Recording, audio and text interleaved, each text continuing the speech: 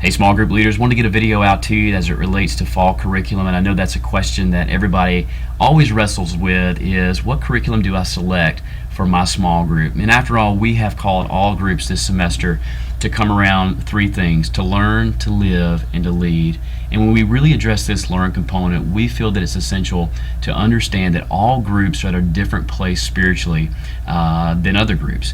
And so because of that fact, we really wanted to equip you as a small group leader with a couple tools that will really help you get a better understanding, a better measurement of where your group is right now currently spiritually. So let's take a look at a couple of these documents if we can. So you guys know that our church has really developed this tool called Foundations. And in Foundations, our church has identified 8 characteristics that we feel are essential as a follower of Christ. And this document that you're looking at right now really outlines those 8 characteristics. And so one of the things that we want you to do is to print this document out. It's attached in this email. And on night 1 or night 2 of your group meeting, go ahead and pass this document out to everyone in your group.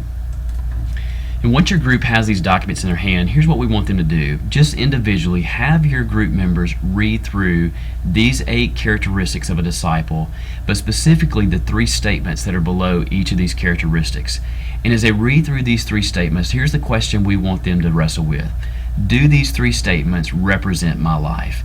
Or can I say that these 3 statements are true about my life?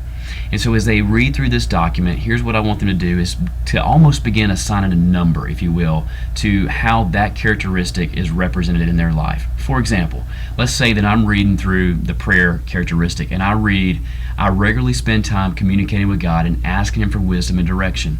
As I pray, I listen as the Holy Spirit speaks into my life, and as I pray, I enjoy praising God for who He is and who He is calling me to become. So after I read those 3 statements, the question I want to wrestle with is, Lee, does that define your life? Is that something that you can say is true of your life? If I do, then I want to assign a measurement to that. So maybe I give myself a 7 or an 8.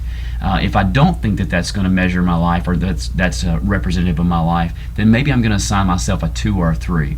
And so essentially what we want you to do is have your group members read through all 3 statements under each of the 8 characteristics, and then assign a number between 1 and 10 to how they feel that they measure out with that particular characteristic. Alright, so what do you do after your groups assign a number to each of those characteristics? The next thing you want to do is have your group transfer their number over into this grid right here. And if you guys notice, in the very center of the screen it says Christ. And we feel like that the ideal is for all disciples to be growing in all 8 characteristics. But as your group members individually walk through those 8 characteristics and they assign a number to each of those, we want to encourage them to then take those numbers and transfer them over here. For example, back to prayer. If I felt I was a 7, then I would want to come over here and find a 7 right here in the middle somewhere and make a little X right there. And we want to encourage all of your group members to do this for all of the 8 characteristics of a disciple. Then after they do that, we want to ask you as the group leader to collect all of those assessments. They don't have to put their name on them, but then for you just to get a general feel of your group. For example, you may have 12 people in your group, and maybe 8 of them have identified stewardship or prayer as an area they would like to grow in most. But what we would like to ask you as a group leader to do is try to get a good feel of where each member is, and then kind of zero in on a particular characteristic that you feel your group could grow in the most. Alright, so now that you got all of your group members' assessments done, and you've kind of zeroed in on 1 or 2 characteristics that your group has identified that they would like to grow in the most, the final piece is to come to this document right here called Curriculum Options for Fall 2011.